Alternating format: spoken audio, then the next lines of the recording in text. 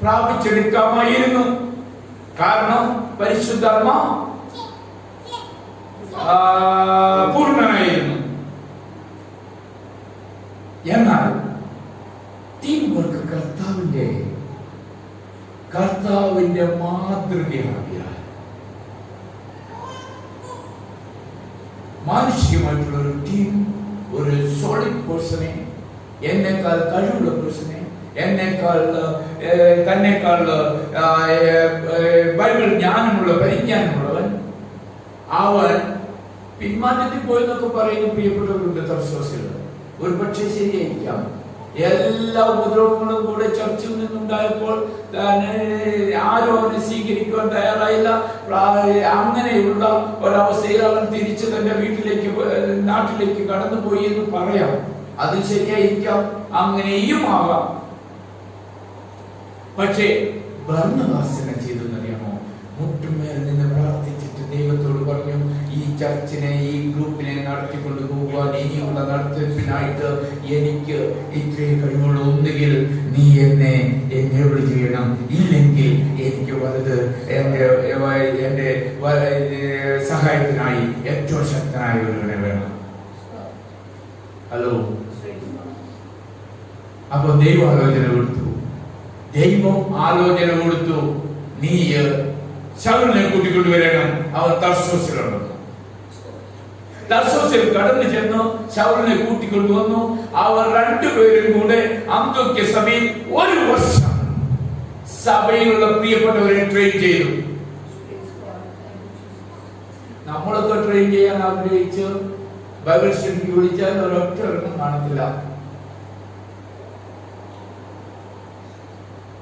Hello, എന്തുകൊണ്ടാണ് അതിന്റെ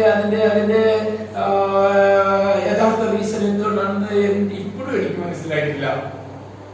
വചനം തെറ്റിച്ച് സംസാരിക്കാനാണെങ്കിൽ, വചനം പഠിപ്പിക്കുന്ന ശരിയില്ല എന്ന് പറയുകയാണെങ്കിൽ ഡിഫറെന്റ് കേസ്. ശരിയായിട്ട് പഠിപ്പിക്കുന്ന അതിന് കടന്നു വരുവാൻ എന്തുകൊണ്ട് പറ്റുന്നില്ല?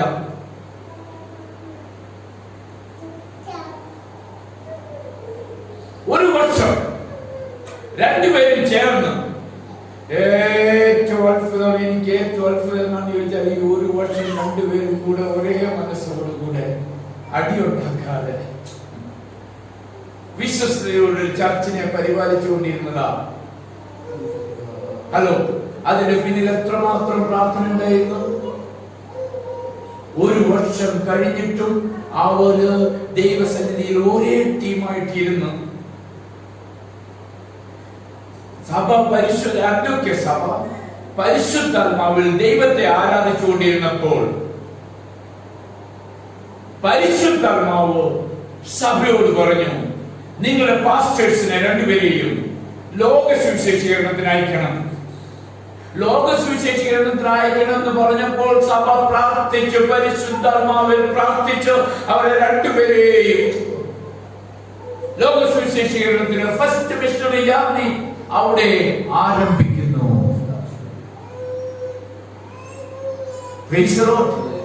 അവരെ അയക്കണമെന്ന് പറഞ്ഞപ്പോ യേശുവിന്റെ നാമത്തിൽ ദൈവയാണെന്ന ആലോചന പ്രകാരം ഇവരെ രണ്ടുപേരെ ഞങ്ങള് ലോക സുവിശേഷീകരണത്തിന് അയക്കുന്നു എന്ന് പറഞ്ഞ് യേശുവിന്റെ നാമത്തിൽ ആമേൻ എന്ന് പറഞ്ഞതാണ് അവരുണ്ടായത്. അവർക്ക് വേണ്ടതായിട്ടുള്ള എല്ലാ സൗകര്യങ്ങളും, പോകുവാനും വരുവാനും താമസിക്കുവാനും സാമ്പത്തികമായിട്ടുള്ള അനുഗ്രഹങ്ങളും എല്ലാം കൊടുത്തുകൊണ്ടിരുന്ന ഒരു സഭയായിരുന്നു അന്ത്യോക്യ സഭ എന്നുള്ളത് ഒരു യാഥാർത്ഥ്യമായിരുന്നു.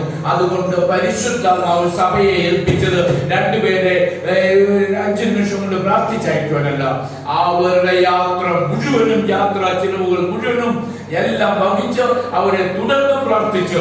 തങ്ങൾക്ക് സാമ്പത്തികമായി കൊടുക്കപ്പെട്ട സകല നന്മകളും ഈ സുവിശേഷീകരണത്തിനായി പ്രയോജനപ്പെടുത്തുകൊണ്ട സഭ ശ്രദ്ധിച്ചുകൊണ്ടേയിരുന്നു. തങ്ങൾ തന്നെ വളർന്നു, തങ്ങൾ തന്നെ സഭയ്ക്ക് ആത്മീക വർധനയ്ക്കും ആരാധനയ്ക്കും ലീഡർഷിപ്പ് കൊടുക്കാൻ തുടങ്ങി. അങ്ങനെ എല്ലാവരും ചേർന്ന് മിഷണറീസിനെ അയക്കുകയും ചെയ്തു.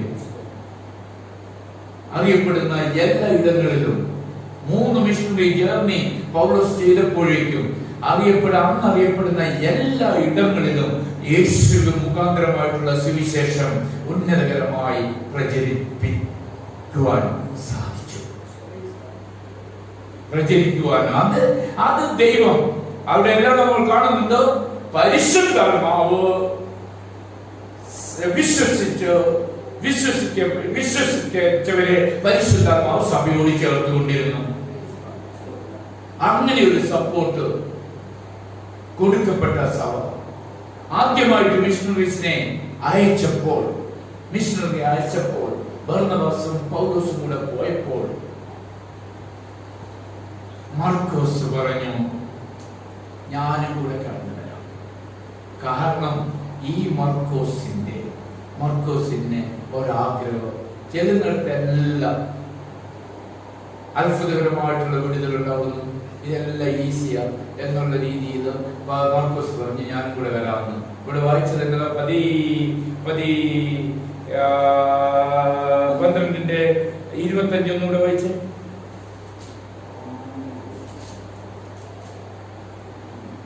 ബർന്നബാസും ശൗലും ശുശ്രൂഷ നിവർത്തിച്ച ശേഷം മർക്കോസ് എന്ന മറുപേരുള്ള യോഹന്നാനെയും കൂട്ടിക്കൊണ്ട് യെരൂശലേം വിട്ട് മടങ്ങിപ്പോയി. എവിടെയാ അത് എഴുതിയിരിക്കുന്നത്? സർവന്റ് ആയിട്ട് കൂടെ കൂട്ടിയിരുന്നു. 12 ഇല്ല 13:5 യോഹന്നാൻ അവർക്ക് വൃത്യനായിട്ടുണ്ടായിരുന്നു. യോഹന്നാൻ അവർക്ക് സർവന്റ് ആയിട്ടുണ്ടായിരുന്നു. പണ്ട് ഞാൻ കേട്ടിട്ടുണ്ട് ഈ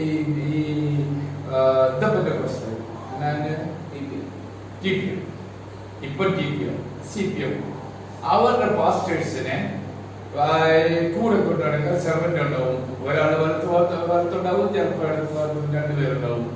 അവരുടെ എല്ലാ തൊഴില് പാസ്റ്ററുടെ ഷൂ എടുത്ത് തുടച്ചു കൊടുക്കുക, ബാഗ് എടുത്തുകൊണ്ട് നടക്കുക, അങ്ങനെയൊക്കെയുള്ള എല്ലാം.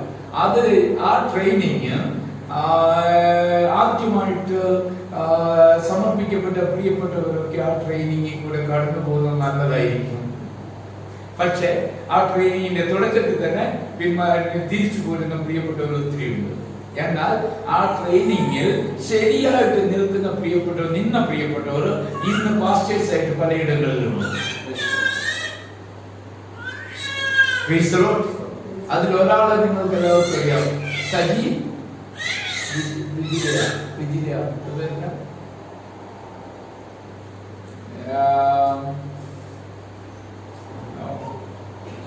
നമ്മുടെ ഡേവിസുമായിട്ട് അവർ രണ്ടും കൂടെ പോയ സജി ഇപ്പം രാമൂർത്തിനാൾ കഴിഞ്ഞ ഒരു പാസ്റ്ററായിട്ട് നമ്മുടെ വിശ്വാസിയായിരുന്നു. അപ്പം ഒരു പാസ്റ്ററായിട്ടാണ് അവരൊക്കെ കടന്നുപോയ ട്രെയിനിങ്. അവര് CPMകാരുടെ കീഴിൽ പോകുവാൻ മാത്രമേ ഇഷ്ടമുള്ളൂ, വേറൊരാളുടെ കീഴിൽ പോകാൻ ഇഷ്ടമില്ല. അങ്ങനെയുള്ള ട്രെയിനിങ് ശരിയാണെന്ന് എനിക്കറിയില്ല, നിങ്ങൾ തന്നെ ചിന്തിച്ചോ.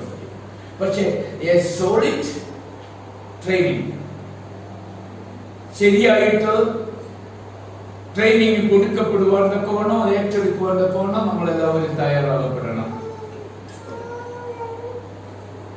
ഇവിടെ നാം വായിക്കുക, അങ്ങനെയുള്ള ഒരു സാഹചര്യത്തിൽ ഈ ട്രെയിനിങ് അതികഠിനമായതുകൊണ്ട്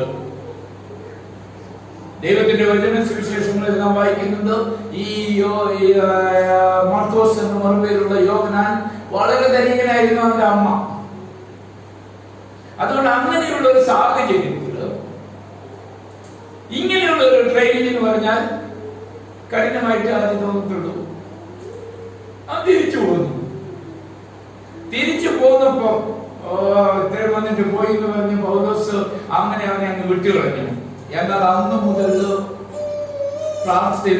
മാർക്കോസിന് വേണ്ടി പ്രാർത്ഥിച്ചുകൊണ്ടിരുന്ന ഒരു ബർന്നബാസിനെ നിങ്ങൾ കാണുന്നുണ്ടോ?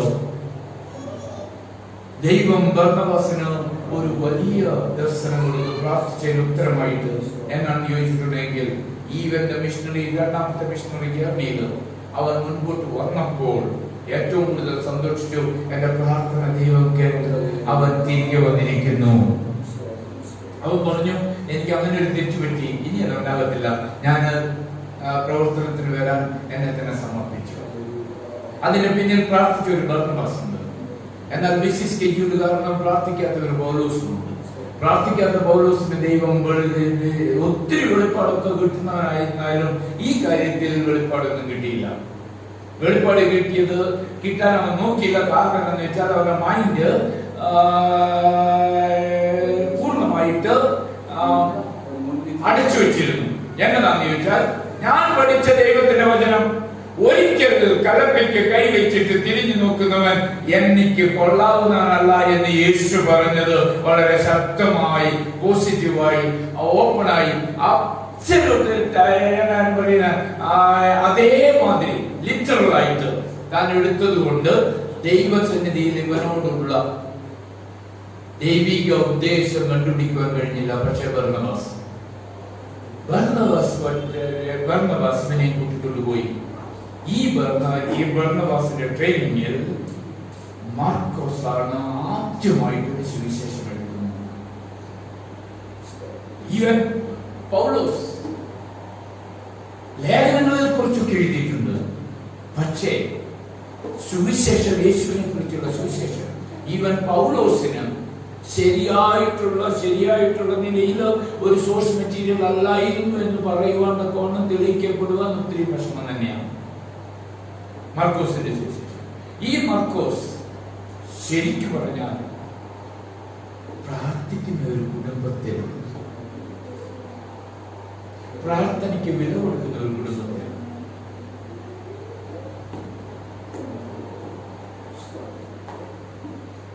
ചില പ്രിയപ്പെട്ടവരൊക്കെ ഇതിൽ പറഞ്ഞേക്കാം, അങ്ങനെ അല്ലാതെ പറഞ്ഞേക്കാം.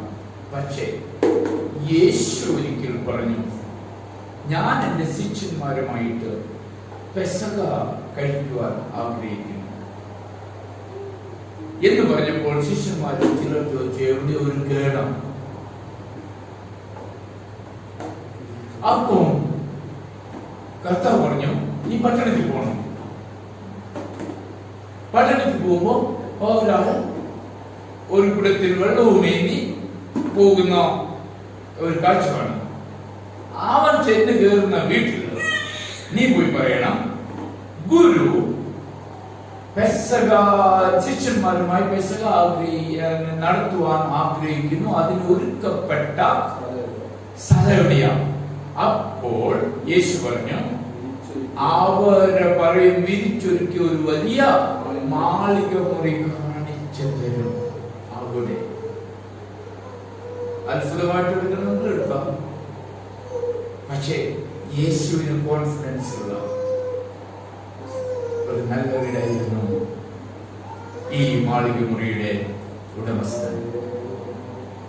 പ്രാർത്ഥിക്കുന്ന കുടുംബം, കർത്താവിനും പെസഹ കുഞ്ഞാങ്ങൾക്ക് എന്ന് പറഞ്ഞാൽ ഒരാള് തകർന്നു പോകുവാൻ മാത്രം യോഗ്യതയുള്ള സകല പ്രിയപ്പെട്ടവരും തകർച്ച മാറ്റി, മരണം മാറി, രക്ഷ ജീവൻ ഉണ്ടാകേണ്ടതിന് വാതിലിലും വാതിലിലും കട്ടളൊക്കെ ഈ രക്തം ചിന്തിക്കഴിയുമ്പോൾ, പെരുത്തിക്കഴിയുമ്പോൾ, ഹല്ലേലൂയ, സംഹാരദൂതൻ തൊടാതെ വണ്ണം വീട് സംരക്ഷണം ചെയ്യുന്ന ഒരു പെസഹ പെരുന്നാളിനെ കുറിച്ച് നമുക്കറിയാം. അത് മുന്നോട്ട് വന്നപ്പോൾ കർത്താവായ യേശു ക്രിസ്തുവിന്റെ രക്തം സകലവിധമായിട്ടുള്ള പ്രൊട്ടക്ഷനും കൊടുക്കുന്നതെന്ന് മനസ്സിലാക്കിയിട്ട് ഉന്നതകരമായി ഈ പ്രൊട്ടക്ഷൻ നമ്മൾ ശാരീരിക പ്രൊട്ടക്ഷൻ മാത്രമല്ല, ആത്മീയ പ്രൊട്ടക്ഷൻ മാത്രമല്ല, സാമ്പത്തിക പ്രൊട്ടക്ഷൻ മാത്രമല്ല, സോഷ്യൽ പ്രൊട്ടക്ഷനും എല്ലാവിധ പ്രൊട്ടക്ഷനും ടോട്ടൽ പ്രൊട്ടക്ഷൻ നമ്മൾക്ക് യേശുവിനുണ്ട്. ഈവിൾ ഫോഴ്സസിന് പോലും തൊടുവാൻ കഴിയാതെ വണ്ണം നമ്മൾ രക്തപ്രൊട്ടക്ഷനിൽ മറിയപ്പെട്ടവരല്ലേ. അത് പ്രാർത്ഥിച്ച് വിടുതലെടുക്കുവാൻ പോകണം. നമ്മുടെ കുടുംബ ജീവിതം, വ്യക്തിപരമായിട്ടുള്ള കുടുംബങ്ങൾ, ഓരോരുത്തരുടെയും ജീവിതവും പ്രാർത്ഥനയാൽ ഉന്നതകരമാക്കപ്പെടരുത്. പ്രാർത്ഥിക്കുന്ന വ്യക്തിയുതങ്ങളായി നമ്മളെല്ലാവരും മാറ്റപ്പെട്ടു. ഇനി ഇങ്ങനെ എഴുതപ്പെട്ട ഈ സുവിശേഷത്തിൽ ആദ്യത്തെ സംഭവമാ ഈ 2-ാമത്തെ അധ്യായത്തിൽ നാം കാണുന്നത്. വായിക്കാം. 2-ാം അധ്യായം 1-ാമത്തെ വാക്യം മുതൽ. ചില ദിവസം കഴിഞ്ഞ ശേഷം അവൻ പിന്നെയും കഫർന്നഹൂമിൽ ചെന്നു. അവൻ വീട്ടിലുണ്ടെന്ന് ശ്രുതിയായി. ഉടനെ വാതിൽക്കൽ പോലും ഇടമില്ലാതെ വണ്ണം പലരും വന്നുകൂടി. അവൻ അവരോട് തിരുവചനം പ്രസ്താവിച്ചു. നാട്ടുകാരൊക്കെ എങ്ങനെ അറിഞ്ഞതെന്ന് ചോദിക്കണം. സിമ്പിൾ ആയിട്ടുള്ള കാര്യം ഞാൻ പറയുന്നത്. നാട്ടുകാരൊക്കെ എങ്ങനെ അറിഞ്ഞത് യേശു ഈ വീട്ടിൽ വന്നിട്ടുണ്ടായിരുന്നു?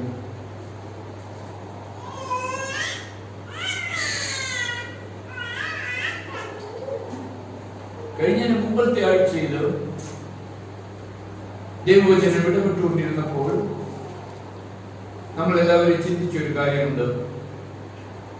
കർത്താവിന്റെ നാമത്തിൽ തന്റെ ശിഷ്യന്മാർ ധൈര്യമായി പ്രവർത്തനത്തിന് പോയപ്പോൾ അവരെ പിടിച്ച് കൊല ചെയ്യുവാൻ, ശിക്ഷിക്കുവാൻ തക്കവണ്ണം ആലോചിച്ചുകൊണ്ടിരുന്നപ്പോൾ ഗമാലിയേൽ എന്ന ഒരു ന്യായശാസ്ത്രി, ഒരു വലിയ മനുഷ്യൻ, അദ്ദേഹം ഇവരെ മാറ്റി പുറത്തു വിട്ടിട്ട് ഇവരോട് പറഞ്ഞു, ദൈവത്താൽ സംഭവിക്കുന്നതാണെങ്കിൽ നോ മാറ്റർ നമ്മൾ എന്തൊക്കെ ചെയ്താലും നമ്മൾക്കതിനെ ജയിക്കുവാൻ, ഇവരെ ജയിക്കുവാൻ കഴിയുന്നില്ല. കാരണം എന്താണെന്നറിയാമോ? ഇവർക്ക് പരിഭ്രമം പിടിച്ചിരുന്നു. എന്നുള്ള റീസണാ, 3 റീസണാ പരിഭ്രമം പിടിക്കാനുണ്ടായിരുന്നത്. ഒന്ന്, ഇവർക്ക് ദൈവത്തിൽ, യേശുവിൽ, ദൈവത്തിൽ വിശ്വസിച്ച് വിശുദ്ധ ജീവിതം നയിക്കുന്ന സകല പ്രിയപ്പെട്ടവർക്കും ഇപ്പോഴായിട്ട് കിട്ടുന്ന ഒരു ഉന്നത ക്വാളിറ്റി ഉണ്ട്. അവർക്ക് ധൈര്യമുണ്ട്. ഇവരുടെ ധൈര്യം കാണുകയാലും എങ്ങനെ ധൈര്യം? സുപ്രീം കോടതി ജഡ്ജി പറയുന്നു ഇവരെ അകത്തില് അല്ലെങ്കിൽ ശിക്ഷിക്കുവാൻ, അങ്ങനെ പറയുക. എന്നിട്ട് സുപ്രീം കോടതി ജഡ്ജി പറയുന്നു, നിങ്ങൾ യേശുവിന്റെ നാമത്തിൽ ഒന്നും സംസാരിക്കരുത്. ഇവര് പറഞ്ഞു, എന്റെ സാറേ, ദൈവം പറഞ്ഞത് യേശുവിന്റെ നാമത്തിൽ മാത്രമേ സംസാരിക്കാവുള്ളൂ. ദൈവത്തെക്കാൾ മനുഷ്യരെ അനുസരിക്കുന്നത് ശരിയല്ല. നിങ്ങൾ എന്നാ വേണമെങ്കിലും ചെയ്തോളാം. ഇങ്ങനെയൊക്കെ പറയണമെന്ന് ധൈര്യമാണ്. വിശുദ്ധ ജീവിതം നയിക്കുന്ന ദൈവ കുഞ്ഞുങ്ങളായി വീട്ടിൽ ജനിച്ച് കർത്താവിന്റെ 2ാമത്തെ വരവെങ്കിൽ നാം തേജസ്കരിക്കപ്പെട്ട ശരീരത്തോടുകൂടെ ഈ വേദനയുള്ള ശരീരം ഇവിടെ ഇട്ടിട്ട് ദൈവശബ്ദത്തിന് മുൻപിലോ കാവളത്തിന് മുൻപിലോ മർമ്മമാക്കപ്പെടുമെന്ന വിശ്വാസത്തോടുകൂടെ ജീവിക്കുന്ന സകല പ്രിയപ്പെട്ടവരും, വിശുദ്ധിയിൽ ജീവിക്കുന്ന സകല പ്രിയപ്പെട്ടവർക്കും ഈ ധൈര്യമുണ്ട്. ദൈവവചനം ഏത് സിറ്റുവേഷനിലും ദൈവവചനത്തിനല്ല മാറ്റം വരുന്നത്, ദൈവവചനത്താൽ സിറ്റുവേഷനാ മാറ്റം വരുന്നത്. അതുകൊണ്ട് ഏത് സിറ്റുവേഷനിലും നമുക്ക് ധൈര്യം ഉണ്ടാകണം. നമ്മള് ബുദ്ധി ഉപയോഗിക്കരുത്, ഞാൻ ഉപയോഗിക്കരുത്, പരിജ്ഞാനത്തോട് ജീവിക്കരുത് എന്നല്ല എന്റെ അർത്ഥം. പക്ഷേ നന്മ തിന്മകളെ കുറിച്ചുള്ള ഒരവസ്ഥ വരുമ്പോൾ നന്മയ്ക്ക് മാത്രം പ്രാധാന്യം കൊടുത്ത് നന്മ ചെയ്തുകൊണ്ട് ദൈവത്തെ മഹത്വപ്പെടുത്തണം. എഫെസ്യ ലേഖനം 2-ാം അധ്യായം 8-ാമത്തെ വാക്യവും 9-ാമത്തെ വാക്യവും 10-ാമത്തെ വാക്യവും ഒക്കെ നമുക്കറിയാം. എഫെസ്യ ലേഖനം 2, കൃപയാലല്ലോ വിശ്വാസം മൂലം നാം രക്ഷിക്കപ്പെട്ടിരിക്കുന്നത്, അതിനും നാം ആരോ ഇൻസ്ട്രക്ഷൻ കൊടുത്തിട്ട് പ്രാർത്ഥിച്ചിട്ട് ദൈവം തന്നതൊന്നുമല്ല, ദൈവത്തിന്റെ ദാനമത്രേ ആകുന്നു. ക്രെഡിറ്റ്, രക്ഷയുടെ ക്രെഡിറ്റ്, നിത്യജീവന്റെ ക്രെഡിറ്റ്, സ്വർഗത്തിൽ വീണ്ടും പോകുവാനുള്ള യോഗ്യത ഉണ്ടാക്കി തന്നതിന് പിന്നില് ഒരു മനുഷ്യർക്കും അവകാശപ്പെടുവാൻ ഒരു റൈറ്റുമില്ല. അത് ദൈവം മാത്രം ചെയ്തതാ, ദൈവത്തിന് മാത്രമേ ക്രെഡിറ്റ് ഉള്ളൂ. അതിന് നമ്മുടെ നന്മ പ്രവൃത്തികളും അല്ലെങ്കിൽ നന്മ പ്രവൃത്തികളും കാരണമല്ല. എന്നാൽ നന്മ പ്രവൃത്തികൾ ചെയ്യുവാൻ വേണ്ടി കൃപയാൽ നാം രക്ഷിക്കപ്പെട്ടിരിക്കുന്നു. അതുകൊണ്ട് നന്മ ചെയ്യുന്നവരായി നമ്മൾ എല്ലാവരും, അങ്ങനെയുള്ള പ്രിയപ്പെട്ടവർക്ക് ധൈര്യമുണ്ട്. 2, അങ്ങനെയുള്ള പ്രിയപ്പെട്ടവർ ധൈര്യം മാത്രമല്ല, അങ്ങനെയുള്ള പ്രിയപ്പെട്ടവരെ വീക്ഷിച്ചുകൊണ്ടിരിക്കുന്ന പ്രിയപ്പെട്ടവർ പറയും, ഈ പ്രിയപ്പെട്ടവർക്ക് ഫോർമൽ എഡ്യൂക്കേഷൻ ഒന്നുമില്ല, അതുകൊണ്ട് ഫോർമൽ എഡ്യൂക്കേഷൻ ഉള്ളവര് ശരിയില്ല എന്നല്ല ഞാൻ പറയുന്നത്. ഇവിടെ ഒരു ഫോർമൽ എഡ്യൂക്കേഷനേക്കാളും വലിയൊരു എഡ്യൂക്കേഷൻ ഉണ്ട്. ദൈവത്തോട് കൂടെ യേശുവിൽ നടന്ന് യേശുവിനാൽ ഏറ്റവും വലിയ ടീച്ചറായിരിക്കുന്ന യേശുവിനാൽ ടീച്ച് ചെയ്യപ്പെടുന്ന ഒരു പ്രത്യേക അനുഭവം. മോശയ്ക്ക് എല്ലാവിധ ഫോർമൽ എഡ്യൂക്കേഷൻ ഉണ്ടായിരുന്നു. എന്നാൽ ദൈവം ഡയറക്റ്റ് ആയിട്ട് അവന് ട്രെയിൻ ചെയ്ത ഒരു കാര്യമുണ്ട്. അവന്റെ ഫോർമൽ എഡ്യൂക്കേഷനെ പരിപൂർണമായി വിഴുങ്ങിക്കളയുന്ന ഒരു സാധാരണ ആത്മീക ദൈവികമായിട്ടുള്ള ഒരു ടീച്ചിങ്. നീ നിൽക്കുന്ന ഇടം വിശുദ്ധമായിരിക്കുക, നിന്റെ ജീവിതത്തിന്റെ വാക്കിന് ഒരു വ്യത്യാസം. നിന്റെ കാലിൽ നിന്ന് ചെരുപ്പ് എറിഞ്ഞു കളയുക. അതുകൊണ്ട് നമ്മൾ വിളിച്ച് ആരാധിക്കുന്ന നമ്മുടെ ദൈവം വിശുദ്ധനാകിയാൽ, കഴിഞ്ഞ ആഴ്ച കേട്ടതുപോലെ പത്രോസ് വിളിച്ചു പറയുന്നു, നമ്മെ വിളിച്ചവൻ വിശുദ്ധനാകിയാൽ നാം എല്ലാവരും വിശുദ്ധരായിക്കൊള്ളണം. ഇങ്ങനെ വിശുദ്ധിയിൽ ജീവിക്കുന്ന ഈ പ്രിയപ്പെട്ടവർ ദൈവവുമായിട്ടുള്ള ബന്ധത്തിൽ ശക്തമായി നടക്കുന്നവരാ. അവർ യേശുവിനോട് കൂടെ നടക്കുന്നവരാ, നടന്നുകൊണ്ടിരിക്കുന്നവരാ എന്ന് നാട്ടുകാർ പറയുവാനിടയായി തീരണം. They don't compromise things. Holiness is അവരുടെ വ്യക്തിമുദ്രയ പരിശുദ്ധം എന്ന് പറയുന്നത്. നമ്മുടെ കാഴ്ചയില്, നോട്ടത്തില്, നടത്തത്തില് എല്ലാം അത് മറ്റുള്ളവർ ലേൺ ചെയ്യുവാൻ ഇടയായി തീരുന്നു. അങ്ങനെ ഇരിക്കുമ്പോൾ ഇവിടെ ഒരു വീട്ടിൽ, കവർന്നഭൂമിയിൽ ഒരു വീട്ടിൽ യേശു വന്നു എന്ന് ശ്രുതി. വീട്ടുകാര് ഏറ്റവും ശക്തമായി യേശു എന്റെ വീട്ടിൽ വരുവാൻ തോന്നി, അല്ലെങ്കിൽ വന്നിരിക്കുന്ന ദിവസം ലിറ്ററലായിട്ട് വരും, നിങ്ങൾ എല്ലാവരും ഇവിടേക്ക് കടന്നു വരണം. അത് പറഞ്ഞ് ഇൻവൈറ്റ് ചെയ്തത് വന്ന ദിവസം യേശു ഒരു ഉപമ പറഞ്ഞു. എന്നതാ ഉപമ എന്നറിയണം? കല്യാണ വിരുന്നിന് ക്ഷണിച്ചു. എന്നിട്ട് കല്യാണ ദിവസം വന്നു. ക്ഷണിക്കപ്പെട്ടവരാരും കടന്നു വന്നില്ല. ഒരുത്തൻ പറഞ്ഞു, ഞാന് പെണ്ണ് കിട്ടിയതേ ഉള്ളൂ, പെണ്ണുമായിട്ട് ഹണിമൂൺ ചെയ്തില്ല. ഒരുത്തൻ പറഞ്ഞു, ഞാൻ കുറെ നിലം വാങ്ങിച്ചു, ആ നിലം വാങ്ങിച്ച നിലം എങ്ങനെയുള്ളതെന്ന്, നീ എങ്ങനെയുള്ളതെന്ന് നോക്കിയിട്ടല്ലേ പറഞ്ഞു നിലം വാങ്ങിച്ചത്.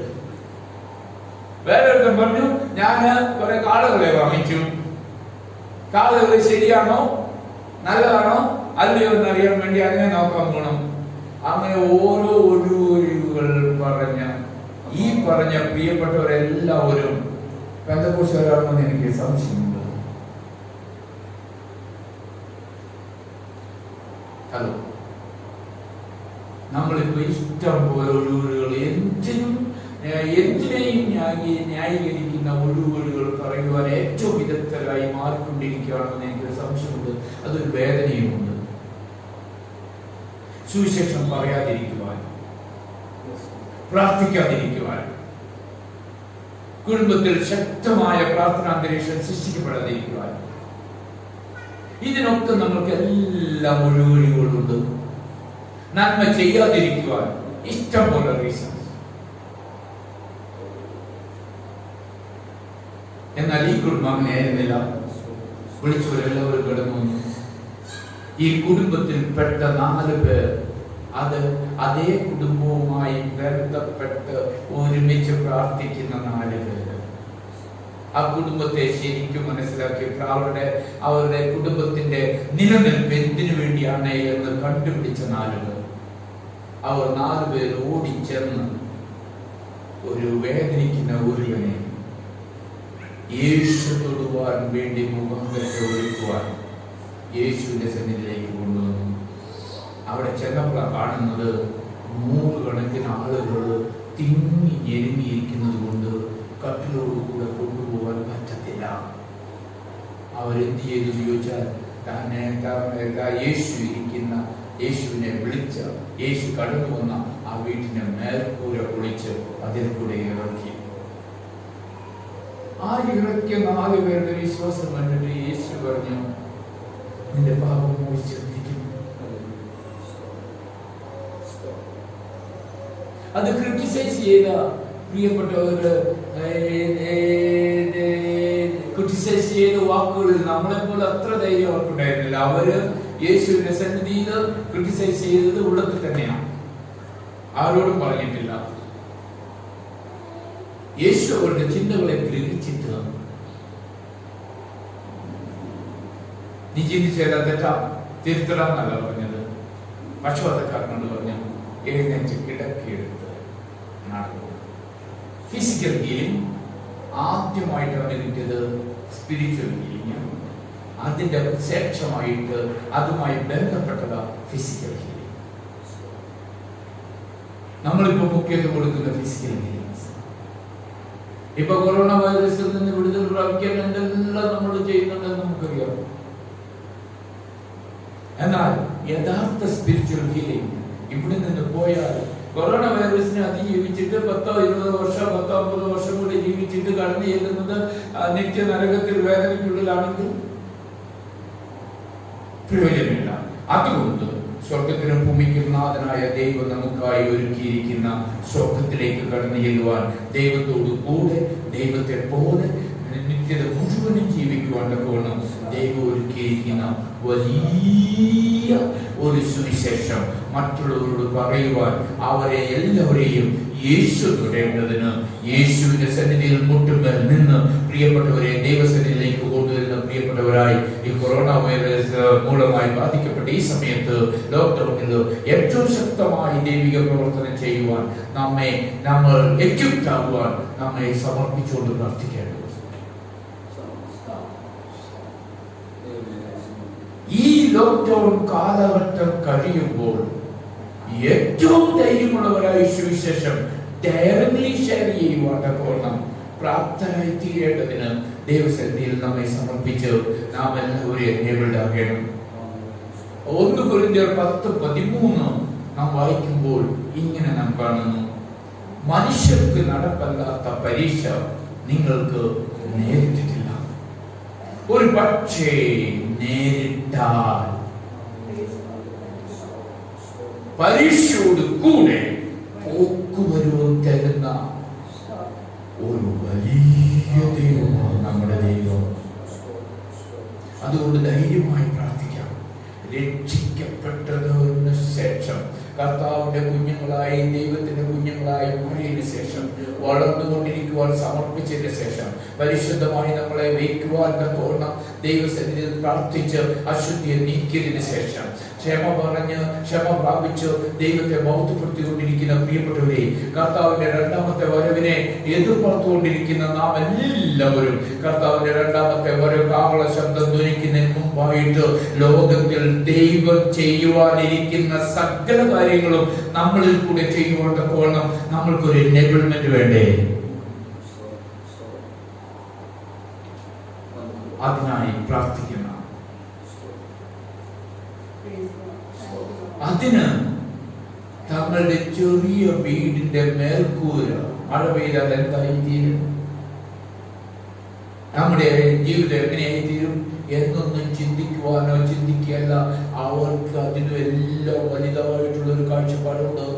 എങ്ങനെയെങ്കിലും ഇത്രയും നാള് പക്ഷപാതം പിടിച്ചു കിടന്ന് വേദനപ്പെട്ട ആരും സഹായത്തിനില്ലാതെ ഒത്തിരി വിഷം അനുഭവിച്ച ഈ സഹോദരൻ പൂർണ്ണമായി വിടുതൽ പ്രാപിച്ചാൽ അതിന് കൊടുക്കേണ്ടുന്ന വിലയുടെ ഭാഗമായി ഞങ്ങളുടെ താമസിക്കുന്ന വീടിന്റെ മേൽക്കൂര തകർത്ത് കളയണമെങ്കിൽ അതും കളയുവാൻ തക്കോണം അതിലും വലുതായിട്ടുള്ള വിലയുള്ളത് ഒരാത്മാവിനാണ് എന്ന് മനസ്സിലാക്കി സകലതും കർത്താവ് 6-ാം അധ്യായം, മത്തായി എഴുതിയ സുവിശേഷം 6-ാം അധ്യായം 33-ാമത്തെ വാക്യത്തിൽ ഇങ്ങനെ വിളിച്ചു പറഞ്ഞു, മുന്നമേ അവന്റെ രാജ്യവും നീതിയും അന്വേഷിപ്പി, അതോടുകൂടെ ഇതൊക്കെയും നിങ്ങൾക്ക് നൽകി തരും. അങ്ങനെ പറഞ്ഞു. എനിക്കിത് ഏറ്റവും കർത്താവ് ഏറ്റവും കൂടുതൽ വില കൊടുത്തത് ഒരാത്മാവിനാണ് എങ്കിൽ ഇന്ന് പകൽക്കാലം നാം അനേവരും ഏറ്റവും കൂടുതൽ വില കൊടുക്കേണ്ടത് ആത്മാക്കൾക്ക് വേണ്ടി മാത്രമാണ്. അതിനായി നമ്മെ സമർപ്പിച്ചുകൊണ്ട് നമുക്ക് തുടർന്നുള്ള ലോക്ക്ഡൌൺ കാലം മുന്നോട്ട് പോകാം. തീരുമാനം, ഗവൺമെന്റിന്റെ തീരുമാനം, നമ്മളെ ഇമ്മീഡിയറ്റ് ആയിട്ട് ഭരിക്കുന്ന പ്രിയപ്പെട്ടവരെ അനുസരിക്കേണ്ടുന്ന ഒരു ബാധ്യത നമുക്കുള്ളത് കൊണ്ടും, എന്നാൽ യേശുവിനെ വേണം, യേശുവിനെ അകറ്റിക്കളയണം, യേശുവിനെ ഇനി വിളിക്കരുത് എന്നൊക്കെ പറഞ്ഞു വരുന്നതെങ്കിൽ അതിനെ ചോദ്യം ചെയ്യുവാണ്ടൊക്കെ വേണം, അതിന് നിയന്ത്രണം കൊണ്ടുവരാണ്ടൊക്കെ വേണം. ഒരു ഗവൺമെന്റിനും ദൈവം അധികാരം കൊടുത്തിട്ടില്ല. ദൈവമാണ് നമ്മളോട് പറഞ്ഞിരിക്കുന്നത്, പോകുകയും ചെന്നായ്ക്കളുടെ നടുവിൽ ഹല്ലേലൂയ ഹല്ലേലൂയ ഹല്ലേലൂയ കുഞ്ഞാടുകളെ പോലെ നിന്നെ കാക്കുന്നവൻ ശക്തനാണ്,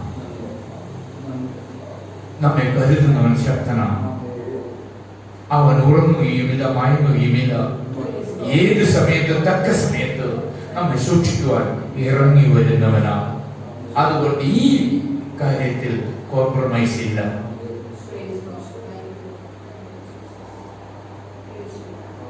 സമർപ്പിച്ചുകൊണ്ട് പ്രാർത്ഥിക്കാം.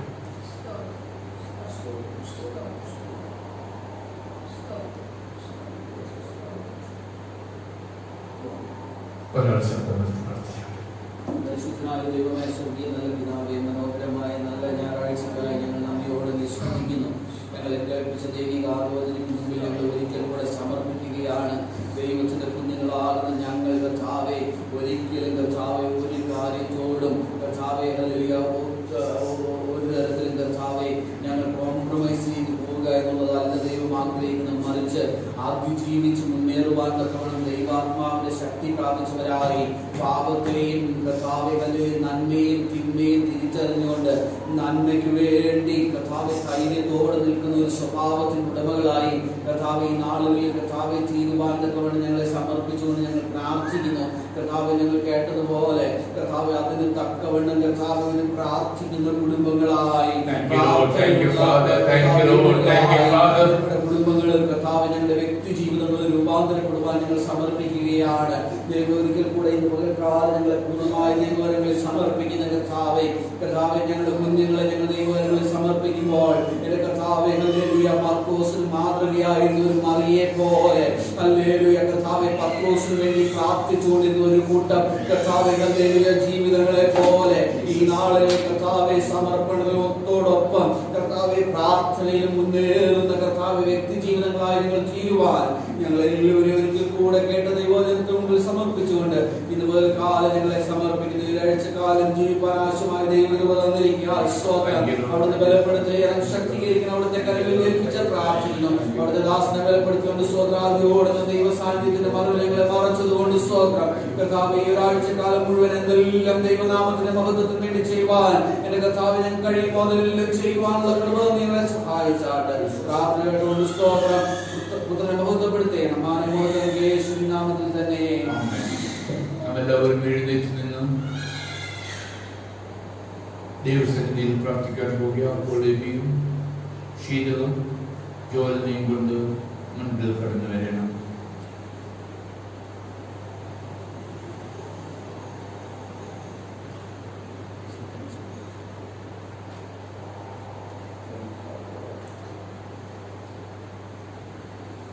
വിശ്വാസമാപടകിൽ യാത്ര ചെയ്യുമ്പോൾ കണ്ടു വലിച്ചു നീ വലഞ്ഞിടുമ്പോൾ വിശ്വാസമാപടകിൽ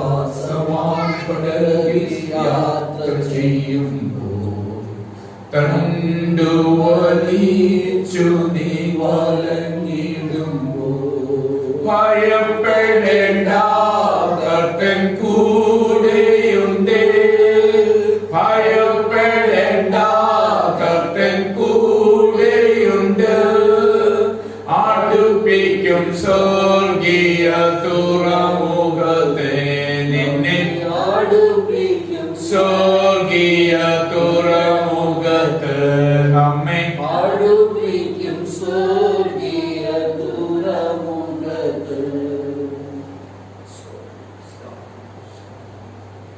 ഇനിയൊരു സർജറി ചെയ്യാതെ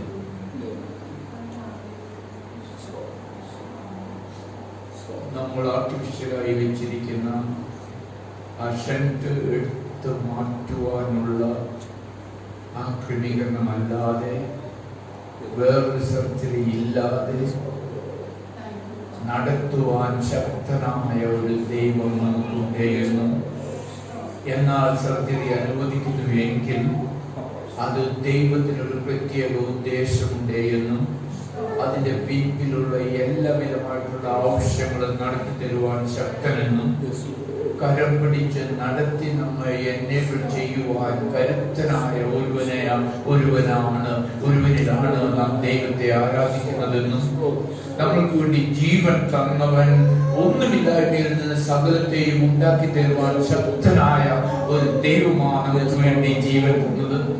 ആ ജീവൻ തരാതെ രക്ഷിപ്പ് തരുവാൻ പറ്റുമായിരുന്നു എന്ന് ചോദിച്ചാൽ ഹലോ, ദൈവത്താൽ അസാധ്യമായതൊന്നുമില്ല എന്ന് നാം വിശ്വസിക്കുന്നതോടൊപ്പം തന്നെ ദൈവം തന്റെ നീതിയിൽ ജ്ഞാനത്തിലും ഏറ്റവും നല്ലത് നമുക്ക് വേണ്ടി കരുതുന്നവനാണ്.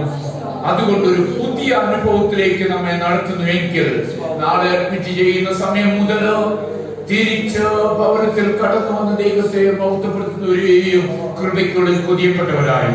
എന്നാൽ അത്ഭുതങ്ങൾ നടക്കുവാൻ സാധ്യതയുണ്ട്.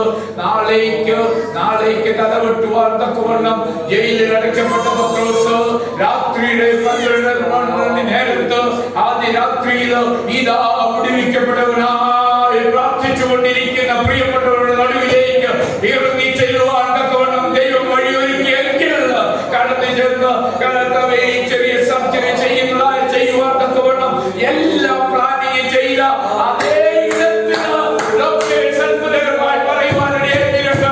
യേശുവിന്റെ നാമത്തിൽ ആ ദൈവഹിതമെങ്കിൽ അങ്ങനെ നടത്തുവാൻ ശക്തനാണ് നമ്മുടെ ദൈവമെന്ന് വിശ്വസിച്ചുകൊണ്ട് ദൈവങ്ങളിൽ നമ്മെ കൊടുത്തുകൊണ്ട് പ്രാർത്ഥിക്കാം.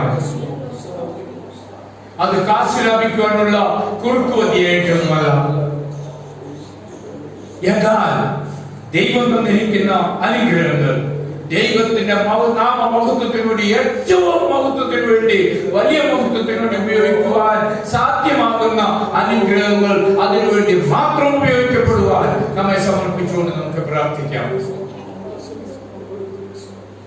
സ്വർഗത്തിനും ഭൂമിക്കും നാഥനായ ഞങ്ങളുടെ നല്ല പിതാവേ, ഞങ്ങളുടെ കുഞ്ഞിനും ഈ ലോകത്തിലൊരു ചരിത്ര പൈതലായി ജനിക്കുവാൻ തക്കവണ്ണം ഇടയാകുന്നതിന് തടസ്സമായി വ്യാപരിച്ച സകലത്തെയും അങ്ങ് മാറ്റി ഞങ്ങൾക്കൊരു നല്ല പൈതലിനെ തന്നതുകൊണ്ട് ഞങ്ങൾ നന്ദിയോടെ സ്തുതിക്കുന്നു. ആ പൈതലിന്റെ വളർച്ചയോടുള്ള ബന്ധത്തിനോ കർത്താവേ ഇപ്പോഴായിരിക്കുന്ന ഈ സ്ഥിതിയും കർത്താവേ പൈതലിന് ശരീരത്തിന് യാതൊരു വേദനയും കൊടുക്കാതെ കർത്താവേ അത്ഭുതകരമായ ഹീലിംഗ് കൊടുക്കുവാൻ ശക്തനായ നമ്മുടെ കരങ്ങളിലേക്ക് ഏൽപ്പിച്ച് നമ്മൾ പ്രാർത്ഥിക്കുന്നു. അത് പൈതലിന് ഒരു വിധമായിട്ടുള്ള അനസ്തേഷ്യ ഒക്കെ കൊടുക്കുന്നുവെങ്കിൽ അത് ഒന്നും ശരീരത്തെയും മനസ്സിനെയും അങ്ങനെ കുഞ്ഞിന്റെ അതൊക്കെയും റിസ്ക് ഉള്ളത് മാനുഷികമായി സകല ഏരിയാസും റിസ്ക്. അങ്ങ് ഇറങ്ങി വന്ന് നമ്മുടെ മധ്യേ നമ്മുടെ ഡോക്ടേഴ്സിനെ നിയന്ത്രിക്കുവാൻ അങ്ങയുമായിട്ട് യാതൊരു വിധത്തിലും ദൈവമേ അങ്ങയുമായിട്ട് യേശുവിന് അവർക്ക് യാതൊരു വിധമായിട്ടുള്ള ബന്ധവുമില്ലായിരിക്കാം. എന്നാൽ യേശുവിന്റെ കുഞ്ഞുങ്ങൾക്ക് കൊടുത്ത ഞങ്ങൾക്ക് തന്ന പൈതലാകിയാൽ ആ പൈതലിന് കൊടുക്കേണ്ടുന്ന ശുശ്രൂഷ കൊടുക്കുമ്പോൾ അങ്ങ് ഇറങ്ങി വന്ന് ഉന്നതകരമായ ഹീലിംഗും തരുന്ന ദൈവമാകിയാൽ എല്ലാവിധമായിട്ടുള്ള ഫോളിഷ്നെസ്സും തെറ്റായ ഗൈഡൻസും എല്ലാം മാറ്റി ശരിയായിട്ടുള്ള ഗൈഡൻസ് അങ്ങനെ ഹിതപ്രകാരം മാത്രം നടത്തുവാൻ ഇന്ന് പകൽക്കാലം നമ്മുടെ കരങ്ങളിലേക്ക് ഏൽപ്പിച്ച് ഞങ്ങൾ പ്രാർത്ഥിക്കുന്നു. നാളെ ഞങ്ങൾ അഡ്മിറ്റ് ചെയ്യുമ്പോൾ അത്ഭുതം നടത്തി ഞങ്ങളെ അനുഗ്രഹിക്കുവാൻ അങ്ങ് വിശ്വസ്തരാകിയാൽ നന്ദിയോട് സ്തുതിക്കുന്നു. പുതിയ അനുഭവങ്ങളിലേക്ക് ഞങ്ങളെ നടത്തുവാൻ അങ്ങ് അനുവദിക്കുന്നുവെങ്കിൽ അതും പൈതൽ വളർന്ന് അങ്ങയുടെ ഉന്നതകരമായ പുതിയ അനുഭവത്തോടുകൂടെ ശക്തമായി അത്ഭുതങ്ങൾ ചെയ്തുകൊണ്ട് യേശുവിന്റെ നാമത്തിൽ മുന്നേറുവാനുള്ള ഉന്നതകരമായ അനുഭവത്തെ കൊടുക്കുന്നതെങ്കിൽ പൈതലിനെ ആ അനുഭവത്തിൽ കൂടെ കടന്നു പോകുവാൻ ഞങ്ങളെയും നമ്മുടെ കരങ്ങളിലേക്ക് ഏൽപ്പിക്കുന്നു. എന്നാൽ ഒന്ന് ഞങ്ങൾ അറിയുന്നു, ഞങ്ങൾ ഭാരപ്പെടേണ്ട ആവശ്യമില്ല, വേദനിക്കേണ്ട ആവശ്യമില്ല. യേശുവിൽ ഞങ്ങളെ കാക്കുന്ന പിതാവായ ദൈവം ഉന്നതനാകിയാൽ, ജീവൻ തന്നവനാകിയാൽ ഞങ്ങൾ നന്ദിയോടെ സ്തുതിക്കുന്നു. സകല മഹത്വവും അങ്ങേക്ക്. പ്രാർത്ഥനകളുടെ സ്തോത്രം യേശുവിന്റെ ധന്യമുള്ള നാമത്തിൽ തന്നെ. സകല ബുദ്ധിയെയും കവിയുന്ന ദൈവത്തിന്റെ അതുല്യ സമാധാനവും, യേശുവിൽ ദൈവത്താൽ കൊടുക്കപ്പെട്ട ദൈവത്തിന്റെ അതുല്യ കൃപകളും, പരിശുദ്ധാത്മാവിൽ ദൈവത്താൽ കൊടുക്കപ്പെട്ട ദൈവത്തിന്റെ അതുല്യ സാന്നിധ്യവും സഹവാസവും കാവലും പരിപാലനവും നമ്മുടെ എല്ലാവരോടും കൂടെ ഇന്ന് മുതൽ എന്നേക്കും യേശുവിന്റെ രണ്ടാമത്തെ വരവരെയും ഉണ്ടായിരിക്കുമാറാകട്ടെ. God bless you and have a great week.